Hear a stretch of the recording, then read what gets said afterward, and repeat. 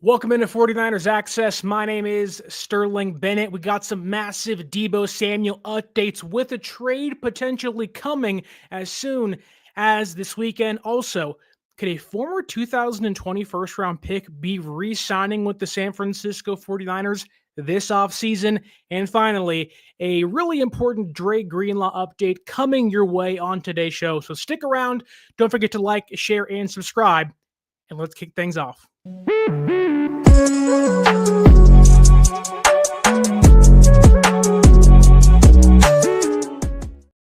Alrighty, happy Friday, everybody out there. Hope you're enjoying what is soon to be your weekend. Again, a lot of great things coming out of the NFL Combine still as we enter to the workouts and a lot of the televised workouts we'll see when drills start happening with quarterbacks, receivers, tight ends, and so on and so forth. But within that, the rumor mill continues to turn, and the San Francisco 49ers continue to be one of the hottest topics on the rumor mill, mainly surrounding that of the likes of Deebo Samuel. Will they trade him?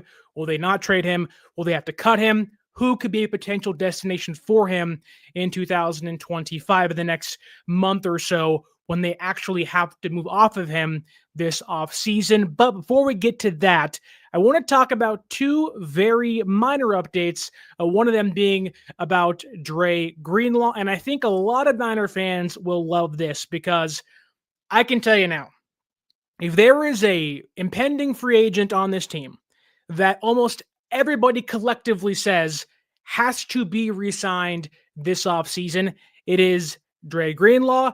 We know San Francisco is kind of in this recalibration period, retooling period, if you believe what John Lynch said a couple of days ago at his press conference. But according to Matt Barrows of The Athletic, via the 49ers Plus and Minus podcast with Tim Kawakami, he said this, that Robert Saleh, the returning Niners defensive coordinator, has been putting on, and I quote here, a full court press by making calls to Dre Greenlaw daily and trying to get him to come back to San Francisco this year. When you hear that, I'm sure you jump for joy and say, yes, bring Dre Greenlaw back to the Bay.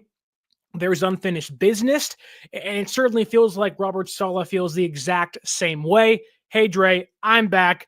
Let's get some sort of the band back together. I want to at least have you for 1 year, and let's not forget this. I wouldn't be shocked to see that Robert Saleh wants to get Greenlaw back in San Francisco to hopefully, if he leaves in 1 year's time in his case, maybe take Dre Greenlaw with him elsewhere in 2026.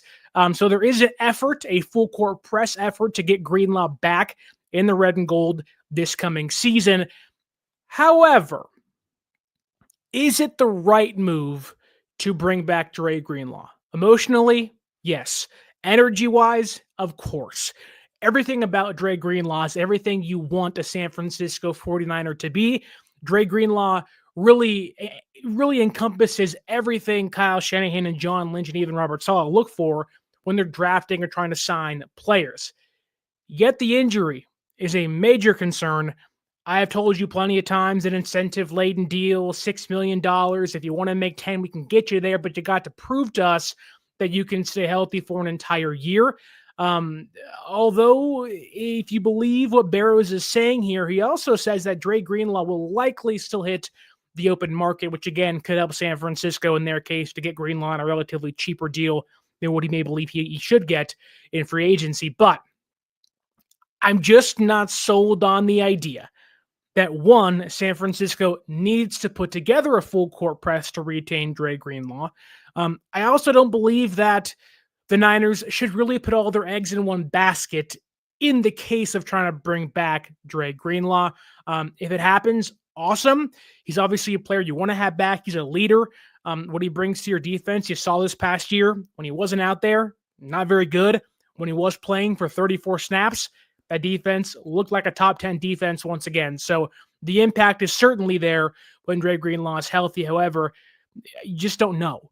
And when you get players that are in the 27 years old, inching closer to 28, 29, and you talk about maybe Dre Greenlaw wanting a 2 or 3 year deal, wanting to be the guy, I have a hard time believing, even if San Francisco puts together a full court press and tries to lure him back, next year that he even wants to come back. Now, I'm sure his heart's in San Francisco, and I'm sure he likes the idea of playing under Saleh once again, who was his DC his first 2 years as a Niner. If Greenlaw is adamant of wanting to be the guy, wear the green dot, he's never going to get that in San Francisco. So even if the Niners put together this full court press attack to get Greenlaw back, I have a hard time believing he comes back next year if he really wants to be the Mike linebacker, be the captain, kind of command his own ship, if you will, of a defense, which again, playing next to Fred Warner is really great work. Makes your life a heck of a lot easier, whoever you may be, whether it's Greenlaw, Winters, albeit it wasn't for Devondre Campbell for a lot of reasons, mainly his own. I just don't believe Dre Greenlaw is going to be back in 2025, despite the full court press effort Saleh is making. Again, I love Dre Greenlaw. I have his jersey. I want to see him back next year, but I just got a feeling that when you listen to what John Lynch said and they want to get younger, if there's a couple players archetype-wise to stick away from, it's players that have lingering injuries.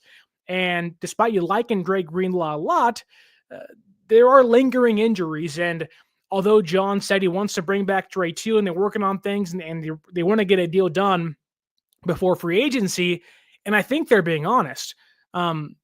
I just don't know, like, that is some mixed messaging unless they know some medicals that we don't know, which can certainly be the case. You can't in one breath say, let's get younger and let's recalibrate and let's get healthier and be more durable, then say in the same breath, let's go re-sign Dre Greenlaw. Like, or at least to a 2 or 3 year deal, commit bigger money or longer years to him. This doesn't seem to be consistent.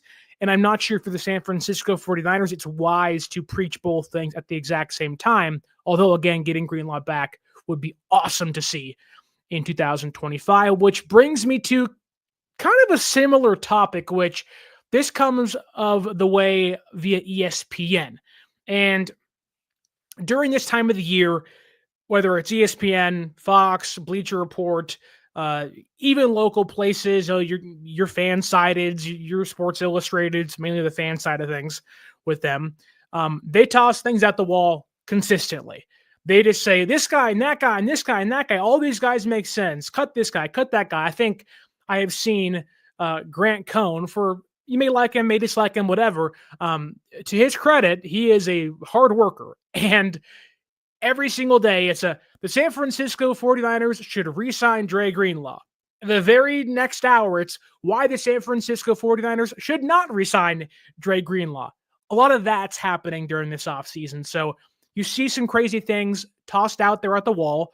There was a report or a CBS Sports said the Minnesota Vikings are going to trade for Jair Alexander. It's like, why would the Green Bay Packers trade a 2-time Pro Bowler to their arch rival in the NFC North, who they want to compete with, who was in front of them in their own division last year? Again, crazy things get tossed out there during this time of the year, which ESPN is not afraid to do the exact same thing. And unfortunately, this comes via Nick Wagoner, who is awesome. He's a great guy, a phenomenal reporter.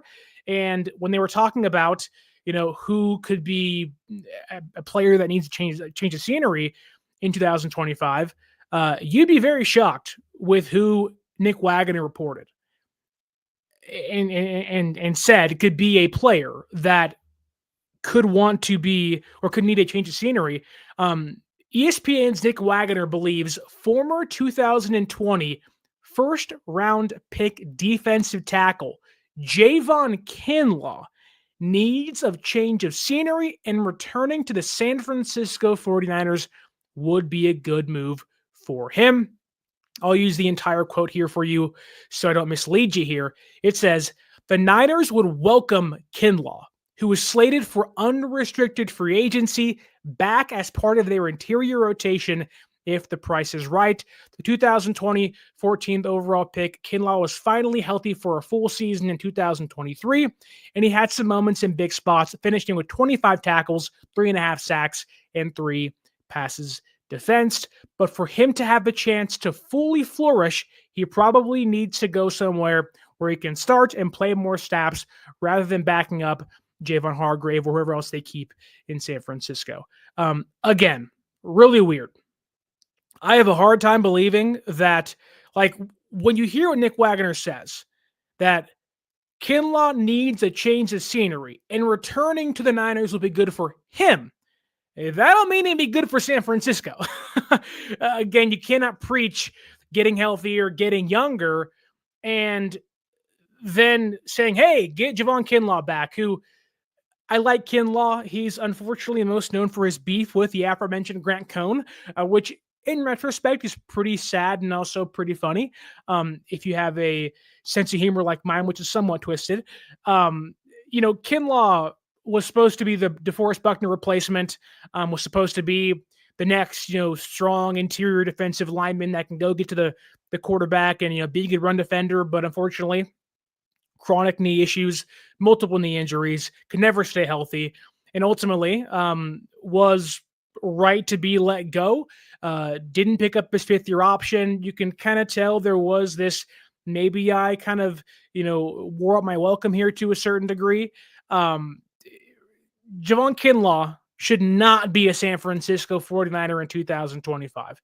I know that Wagner says they would welcome him back at the right price. Now, at the right price for me is like, hey, I'll give you $2.5 million.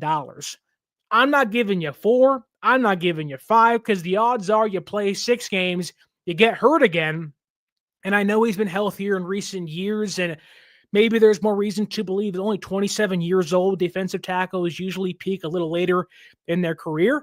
So maybe there is a reason to believe that Kinlaw could become something with the San Francisco 49ers in round number 2. But, this very much, if the Niners are in any way interested in bringing back Javon Kinlaw, this very much screams with like, hey, bro, I'm out partying. Come out partying too. And it's like, really? Or an even better example is, hey, man, I have a flight at 5 a.m. in the morning. Can you drive me there? And the guy's like, yeah, no problem. Yeah, no problem. That's Robert Saleh. That's the San Francisco 49ers. Hey, Javon, need your help. Come be our depth interior defensive tackle. Help us out a lot. We really need you. And just like that friend that is not going to pick you up at 5 a.m. at your house, not going to drive you to the airport, that's Javon Kinlaw, who you want to be able to trust as a former first-round draft pick. You thought you could trust, and then at 5:30 in the morning, you're like, hey, dude, where the heck are you? He's like, oh, sorry, man, I just woke up. And you're like, my God, why did we ever think this was going to work in the first place when San Francisco drafted Kinlaw? He had knee injuries. He had chronic knee issues. Why did you ever think that was going to work for the 14th overall pick? Just not a great idea. If it's a minor injury, sure, but once you get into chronic, like take this year, for example, right? A lot of people really want San Francisco to take Josh Simmons, the Ohio State offensive tackle. He has a patellar issue. That right there could be career damning. And again, I'm not saying he can't be great and he can't get over the hump, but when you come out of college, the idea of, wow, they're already injured. Not once, not an ankle sprain, I broke my thumb in a freak accident. No, like chronic knee issues, patellar injuries are never going to usually pan out well in the NFL if you're already injured pre-NFL career.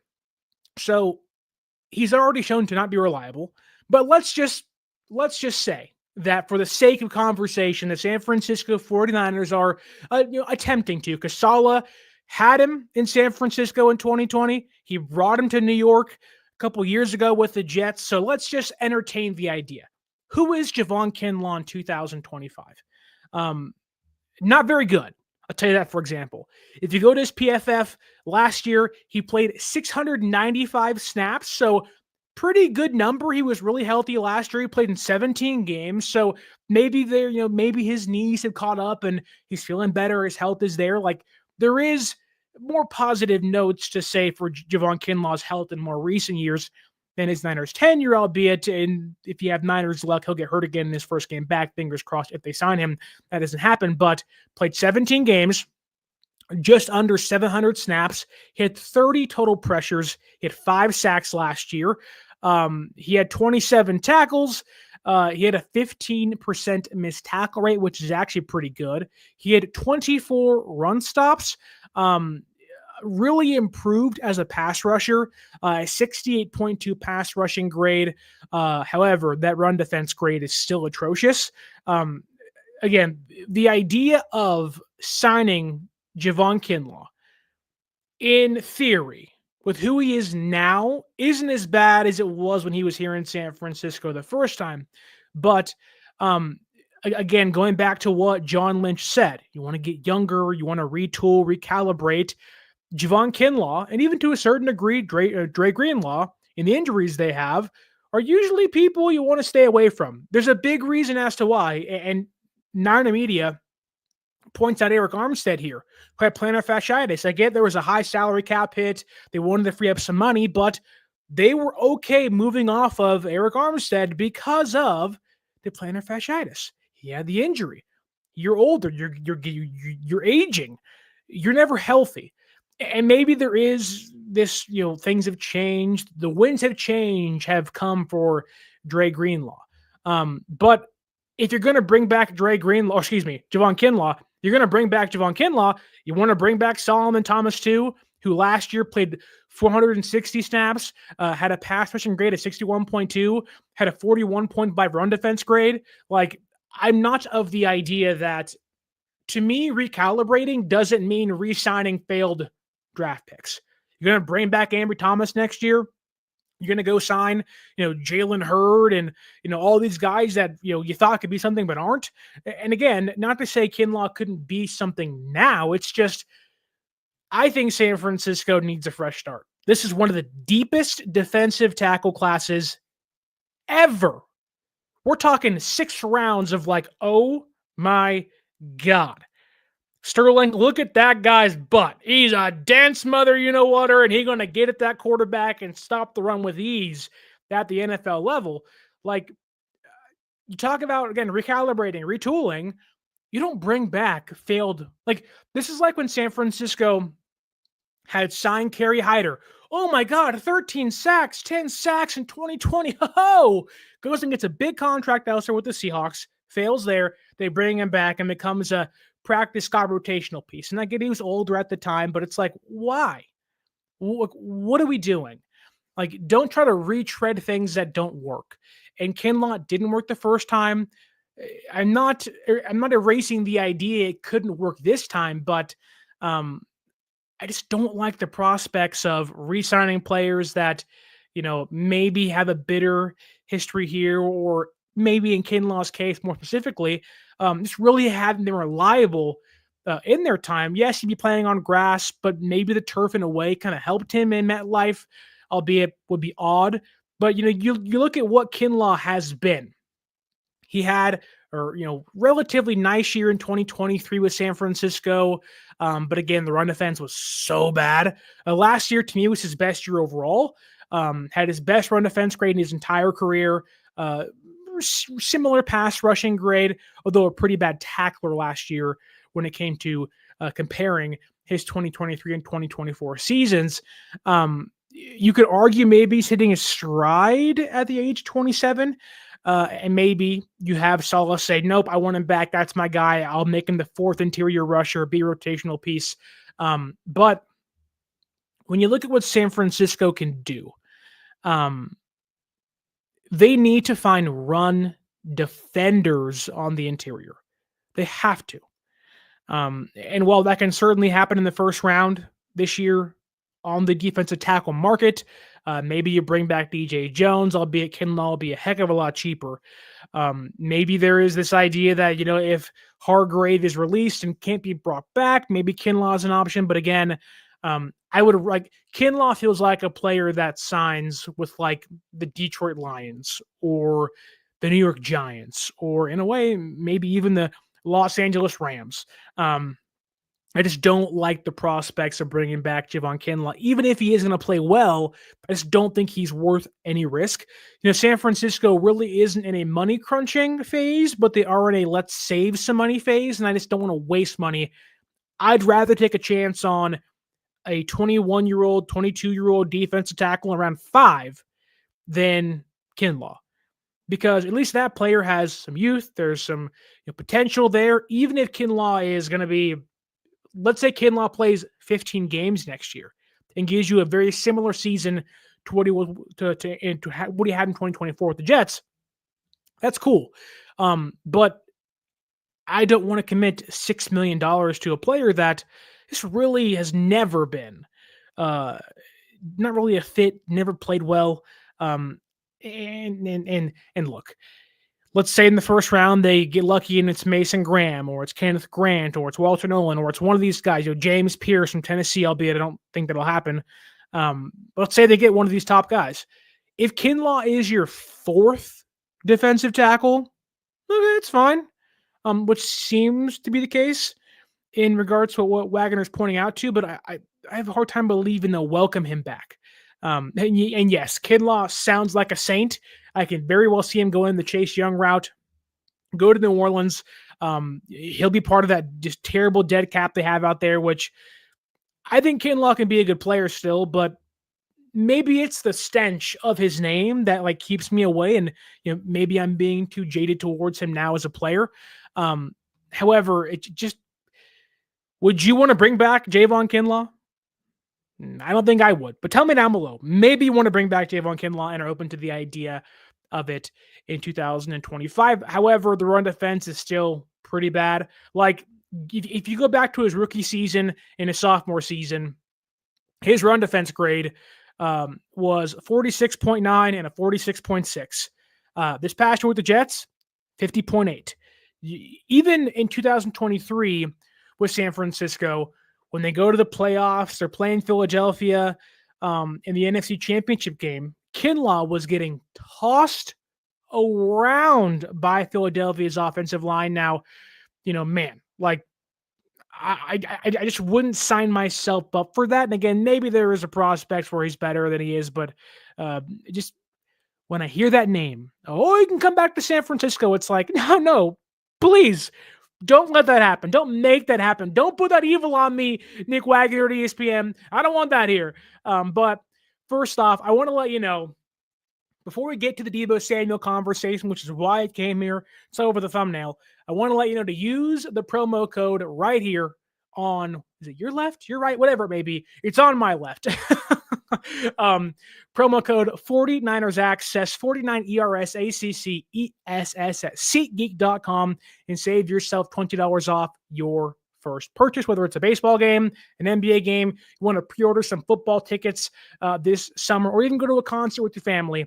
Use that promo code and save yourself $20 off your first purchase. And if you want to perform like the GOAT, Jerry Rice, you want to be the greatest of all time, you want to be the anti-Javon Kinlaw, then you got to get yourself a can of GOAT Fuel.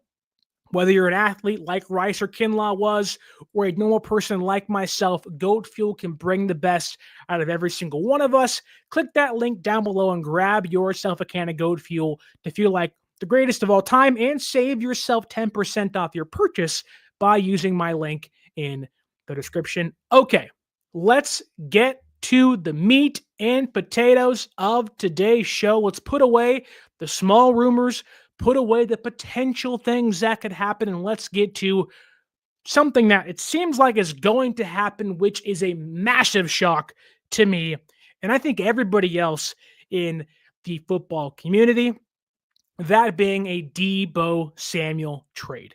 When Deebo Samuel said, I want out, we all said, cool, bye, see you later. This is great news for San Francisco. But as things progressed, the cap hits got in, you had the analytics come in, the cap hits got talked about, and you dove into, what could this mean? They cut him post June 1st and pre June 1st. The prospects of cutting Deebo Samuel seemed a lot more likely than a trade. But now the teeter-totter has shifted. The spectrum has moved. And we seem to be inching closer to a trade of Deebo Samuel, which could happen as soon as this weekend. According to Jordan Schultz of Fox Sports, while he is no longer feuding with Rappaport, the NFL Network, they're staying away from Starbucks. Schultz said today that the Washington Commanders and the Houston Texans have, quote unquote, significant interest in trading for Deebo Samuel. He also said this, with talks progressing in recent days. He also said the Pittsburgh Steelers and the Denver Broncos have also checked in on the wide receiver. I think 2 days ago it was reported that the Denver Broncos do not have interest in trading for Deebo Samuel. So I'm going to read this as the Broncos had checked in, realized the asking price, and said, never mind, which to me narrows down the destinations, the potential teams Deebo can get traded to the Pittsburgh Steelers, the Washington Commanders, and the Houston Texans. Now, I do think if Deebo is released, that brings the Broncos back into the fray. But the Commanders, Texans, and Pittsburgh Steelers feel like the top three options for him as a trade partner with the San Francisco 49ers. But let's talk about each team, each fit. I like all these teams for Deebo Samuel. I think Deebo fits best when he has a receiver like Brandon Aiyuk next to him. When you talk about Deebo Samuel's strengths, it's the jet sweeps, the end arounds, the screen passes. And in an odd way, Deebo Samuel was, I don't want to say rejuvenated, but he certainly was motivated last offseason, saw how the year was going, maybe got unmotivated during the year for whatever reason that could have been. Maybe it was the outcome of the record for San Francisco, but got unmotivated last year during the season, stopped playing well. Then it kind of showed you what he can still do against the Lions and the Dolphins last year, which made you say, hey, where was this all year, brother? Obviously goes on social media and blames the team, in a way, the head coach and the quarterback, for his lack of production, albeit was not the case. It was his own fault. But I love the Texans. I love the Steelers, and I love the Washington Commanders for Deebo Samuel. Let's start with the Houston Texans. The Houston Texans need a wide receiver too. They have Nico Collins. They're going to lose Stephon Diggs. Tank Dell is probably going to miss the majority of next season. Got hurt late last year, which seemed to be a pretty gruesome knee injury. Hope he's okay. Great player when he's healthy. But the Texans need to have that number 2 wide receiver, and head coach DeMeco Ryans told Matt Barrows of The Athletic that, yeah, they like good players. Deebo Samuel is a good player. They have interest in him. So they point blank said, we do have interest in acquiring Deebo Samuel. Okay. Now, unfortunately for the San Francisco 49ers, just because you have interest in the player doesn't mean you can actually acquire said player. So looking at contracts currently, the Houston Texans only have $4.6 million in cap space. Maybe you can talk about cutting players, moving money around, shifting money around. They don't really have anybody on their books that you point to and say, yeah, that guy can get cut, this guy can get cut to save you some money. But I think that for the Houston Texans, they need Deebo Samuel, or a player like Deebo Samuel. You can argue that, trading for Deebo isn't really, like, when you talk about trades, right? It takes two to tango, but also you have to realize that teams may say, well, I'd rather have Amari Cooper and Devontae Adams and Keenan Allen over, or even Darius Slayton to a certain degree, depending on the team, may want those players over Deebo Samuel. So I don't think Deebo's market's too big, nor will it be this give us a first round pick. It'll be much less, but maybe there is a way to get a higher end pick. We'll talk about that in a second, which was pitched by Benjamin Solak of ESPN, who does pretty good work over there for the Sports Leader. That said, The Texans make sense. The Pittsburgh Steelers also trying to find that number 2 wide receiver. They have George Pickens. They got, unlike the Houston Texans, plenty of money to spend this year. $59.7 million. I do wonder if Deebo Samuel, like when you talk about the Pittsburgh Steelers, while Deebo is, they have connections. They wanted Aiyuk last year. John Lynch respects Mike Tomlin a ton. Aiyuk was almost a Pittsburgh Steeler.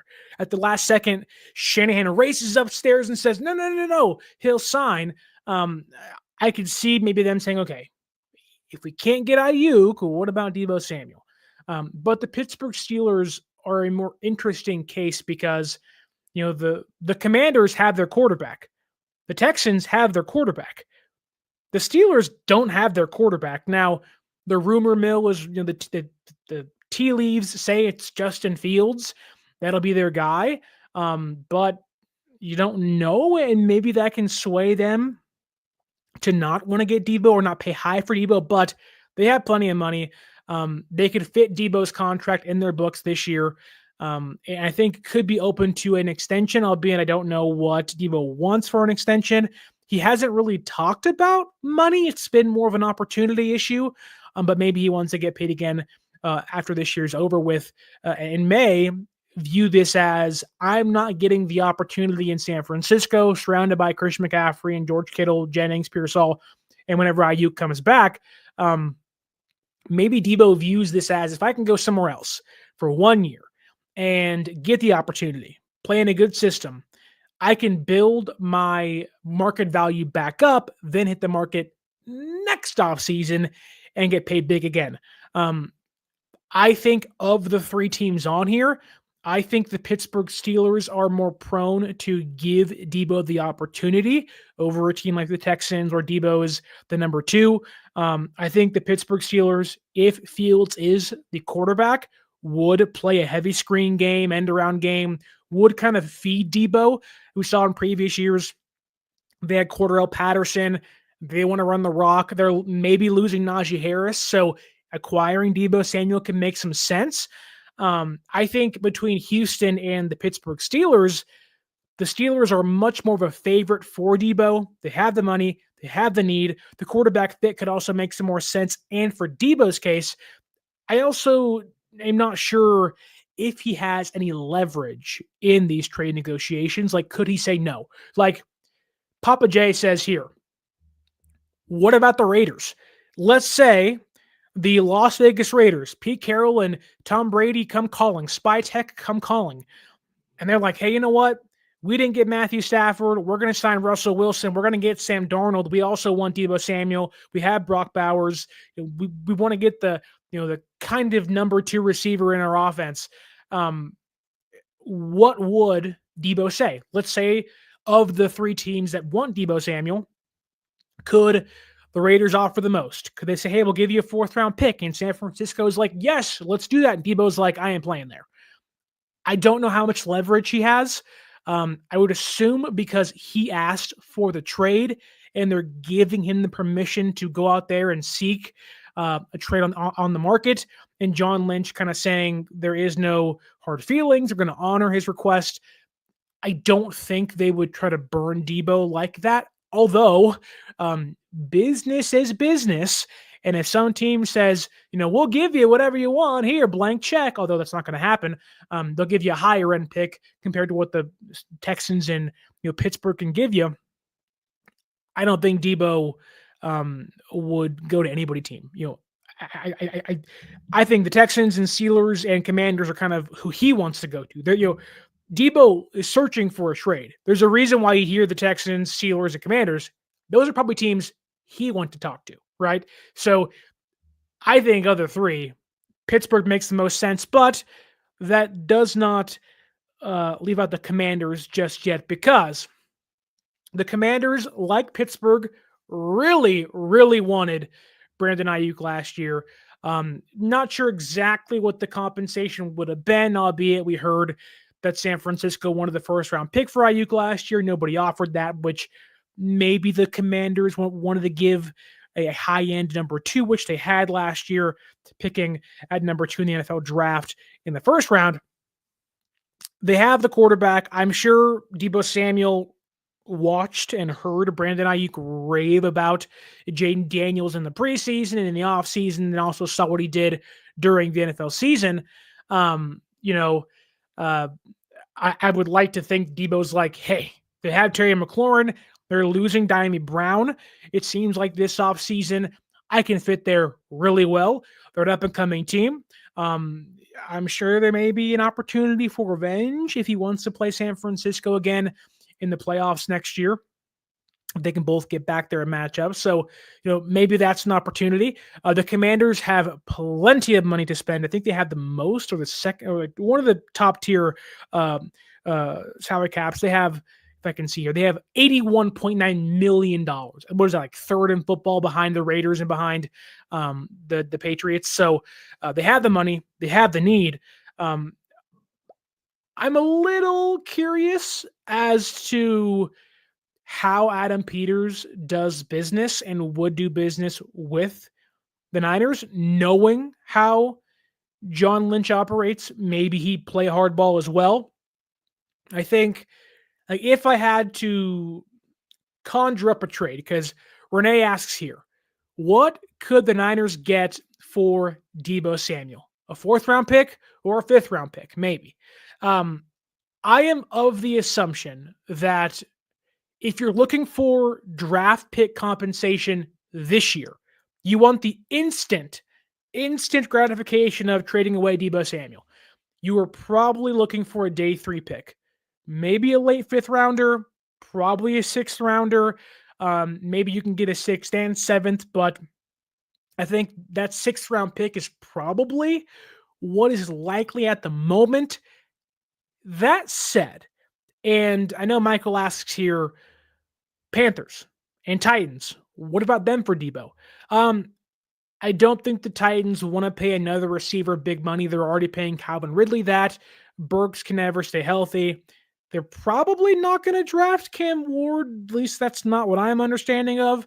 I don't think getting Deebo makes sense. Like, they're going to bring back Mason Rudolph. They got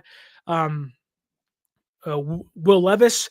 Like, they don't really know what they're doing, or they're trying to rebuild things out there. The Panthers make more sense. They're an offense that has Leggett. They're up and coming. Bryce Young looked like he turned a corner late last year and gave some teams some fits. So I can see that he'd be close to home. However, the Texans are a contending team. The Steelers are a contending team for a wild card spot. The Commanders are a contending team for maybe the NFC East next year if everything goes as well and plan for them against Philadelphia. Certainly gave them fits this past year. I don't know if Deebo would want to go to a team that's not ready to contend, hence why I don't think the Panthers or the Titans make that much sense. I think Deebo sought after the Texans, the Steelers, and the Commanders. That's why you hear, significant interest. It's from the teams, but also Deebo's like, I want to go to these teams. These teams are going to give me the opportunity. They're going to give me a higher salary or extend me this year. I think he sought those teams out and they said, let's do a deal kind of thing. We have a question here by Dre Sports. Dre Sports, good friend. How you doing, brother? He asks, would it be possible to restructure Deebo? He says, Devo, whip it good, brother. Deebo's contract and work on a sign and trade that would get the Niners out underneath all this dead cap money. Let me ask you this. Does Deebo Samuel owe the 49ers any of that? I don't think so. I think Deebo said, I want out now. I'm not going to do you favors. We're on good terms, but I am no longer a San Francisco 49er. I don't owe you anything. And get me out of here as soon as you can. Cut me or trade me. I want out. Now, maybe if they're like, look, Deebo, we can get you to your number one option, but we got to redo your contract. Maybe he'd say yes, but there's a reason as to why they let him go out there and seek a trade himself. His agent is talking to teams of, yes, would you want me? Would you trade for me? But also money. them letting Deebo go out there and seek a trade and talk to other teams, a lot of that has to do with the financial side of things. Money, guaranteed money, an extension. So I don't think Deebo would do San Francisco any favors. And I think that any deal that's redone would be done post-trade with whoever he goes to if he is indeed traded. But I want to get back to Renee's question here. A 4th or a 5th round pick. I think there is an avenue. And I'm getting this from ESPN's Benjamin Solak. Good article today detailing Deebo's trade value on the market. He mentioned this idea that San Francisco should forego the idea of getting a draft pick this year. Forget this year, for example. Just forget it entirely. You have 10 draft picks. There's no reason as to why you need more draft picks this year. Now, obviously, it gives you maneuverability up and down the draft board, but you have 10 picks. Like, you're good there. Teams, when they know where they're picking, usually tend to hold on tighter to their draft picks. Like, for example, right? The Houston Texans picked 25, 58, 89, 127 overall this year. The Pittsburgh Steelers picked 21, 52, 83, 122 this year. The Commanders pick 29th, 61st. Like, they don't want to give up what draft picks where they know they're picking. It gives them some idea as to their draft board, who will be there when they're picking. It almost gives them an idea that, hey, let's, like, we're in the 4th round. We like this DT. We like this running back. It gives you an idea as to who you can interview during the combine. And it makes you more confident as to, okay, there's value here. Teams do not usually value further draft picks, next year's draft pick. Now, if it's a 1st round pick, obviously, yes, high-end compensation, yes. But when you get into round 3, 4, and 5, teams are much more willing to move future draft picks than current draft picks. And again, when you hear the Houston Texans, for example, picking at 58, 89, 127, in 2026, they have no idea where they're picking. And in their mind, they're saying, hey, we could pick 32nd in the 1st round if everything goes as planned, which pushes back all their other draft picks. So Benjamin Solak detailed this morning that the San Francisco 49ers should, yes, trade Deebo, but look to acquire future 1st round picks, not current draft, or excuse me, future draft picks, not current draft picks. Look for 4th and 5th round picks next year. Look for 3rd round picks in 2027, right? Don't value this year's draft very much in Deebo trade conversations, because teams will say, a pick at 127, which is a 4th rounder this year, that means a little more to me than a 3rd rounder next year, because they can say, well, that 3rd round pick can be the last pick of the 3rd round. So I think it's a great idea. I think San Francisco should go that route, be open to the idea of not getting instant gratification for trading away Deebo Samuel. Usually you don't see that. Oftentimes you see trades happen during the preseason or during training camp for like a 7th round pick that year, because again, you have no idea where you'll be when the season's over with. But teams know where they're picking now. I think if San Francisco, let's say the asking price this year for them for Deebo Samuel is a 3rd round pick, teams may say, no way in hell am I giving you a 3rd round pick for Deebo Samuel, but next year, they'll give you a 3rd round pick. They'll give you a 4th round pick, no problem. Because in their mind, they're like, who cares about next year? I want to win this year. And teams like the Commanders, the Texans, and the Pittsburgh Steelers all believe they can win this year. So I think maybe foregoing the 2025 draft pick compensation for Deebo makes sense, and viewing 2026 as the year you can maybe get some draft picks for Deebo instead. Michael says here, send Deebo to Buffalo or the Chargers.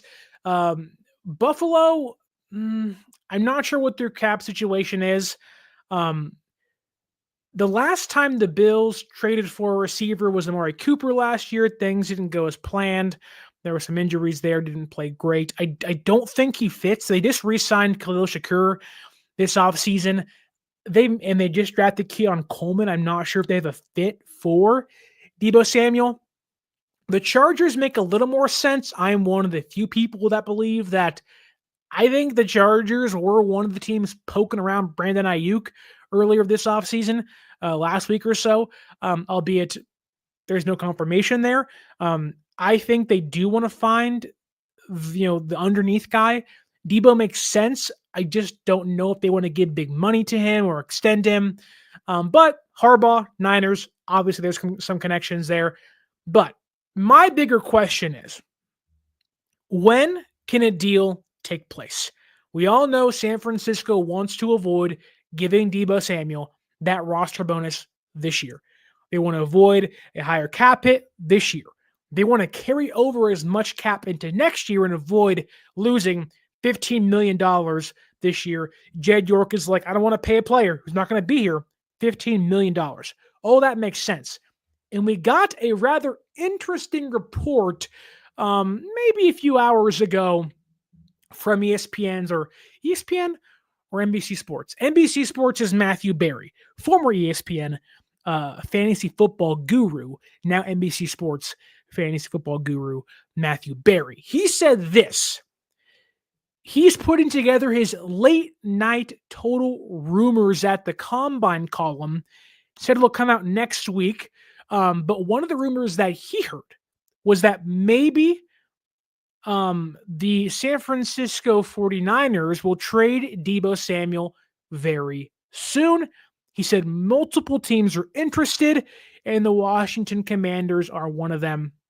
So he said maybe might be out of date by the time of next week, which I think is a big indicator. He's talking about Deebo Samuel, that by the time his article comes out next week, Deebo Samuel could already be traded, which means as earliest as Monday or Sunday night, and as latest as next Monday or Sunday night, or I guess 2 Mondays and Sundays later. Deebo Samuel, according to Matthew Berry, could get traded as earliest as next week. That's awesome. I love that. I think it ramps things up. I think we're going to see movement here really quickly. I think it's a great thing for San Francisco. I talked about in the last 2 weeks or so about the faster you get off of Deebo Samuel, get him out of your locker room, get him away from the Niners HQ in Santa Clara, and just erase the idea of Deebo Samuel being on your team in 2025, the better. And Matthew Berry thinks as soon as next week, Deebo Samuel could get traded. He specifically says the Washington Commanders, which I'm sure more credence to the idea that the Washington Commanders are the favorite for Deebo and maybe being the most aggressive trying to acquire Deebo Samuel this offseason. And I love that. I love that Deebo Samuel could get traded by next week. I love the idea of him going to Washington. They need a receiver. They got to have a receiver.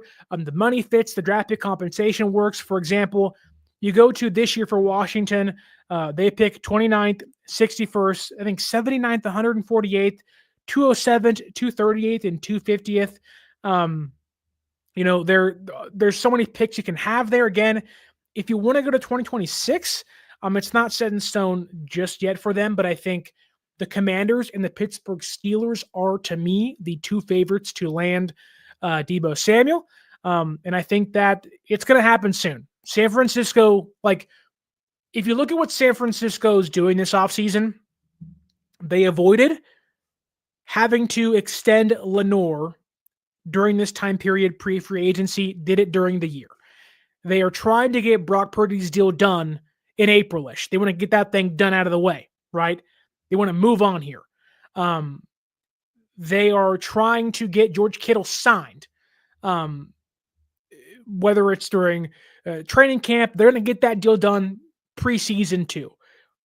They also want to get Deebo Samuel out of the way. All the things they're doing. They want to get Dre Greenlaw signed. They're trying to get their guys taken care of. They signed Ben Barch. They got their left guard already re-signed. They want to bring back Brock Purdy to a bigger contract. They want to redo George Kittle. They want to get rid of Deebo Samuel, all before free agency begins or shortly after it. They want to make sure in-house they're cleaned out or they're taken care of entirely. I think things are going to ramp up soon. I think Deebo is good as gone. It sounds like at the moment a trade is the top priority for both teams, the Commanders, Texans, and San Francisco. And I think reading tea leaves, like they are ready to just erase Deebo Samuel from their minds entirely, and that starts by getting him off your team maybe as soon as next week. But tell me down below, do you think, one, Deebo Samuel gets traded between the Washington Commanders, the Pittsburgh Steelers, and the Houston Texans? Which one of those teams does Deebo Samuel go to in 2025, and what do you believe his draft pick compensation will be that San Francisco gets back in return? Do you think it's going to be a 2025 draft pick, 6th, 7th round pick? Do you agree with the idea that San Francisco should be open to taking 2026 higher draft pick compensation instead? I think that's the best option. But what about Javon Kinlaw? Would you bring Javon Kinlaw back to Dre Greenlaw?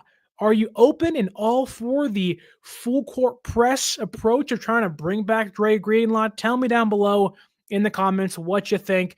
I want to thank Papa J, Michael Cataranzo, Dre Area Sports, Renee Rodriguez, JD Durham, Gabriel Pereira, so many of you here in the YouTube chat. Thank you so much for watching and listening. Go ahead and follow us on social media at 49ers_access is the X or Twitter. 49ers.access is the Instagram. Papa J says he's going to the Pittsburgh Steelers. I can certainly see that, and I would not be shocked whatsoever. And if you want to see Deebo Samuel play next year, like Michael says also, the Pittsburgh Steelers, well, you want to use that promo code 49ers Access, 49ers Access, 49 ESS ACCESS at SeatGeek.com and save yourself $20 off your first purchase. Also, buy a can of goat fuel down below using our link and save yourself 10% off your purchase there. Don't forget to like, share, subscribe, leave that review, drop your comments in the YouTube chat and down below on youtube.com, wherever you're watching or listening. Give us that 5-star review on the audio podcasting platform. And as always, my name is Sterling Bennett. Have a wonderful rest of your weekend. Enjoy your Saturday and Sunday. And as always, until next time, stay faithful.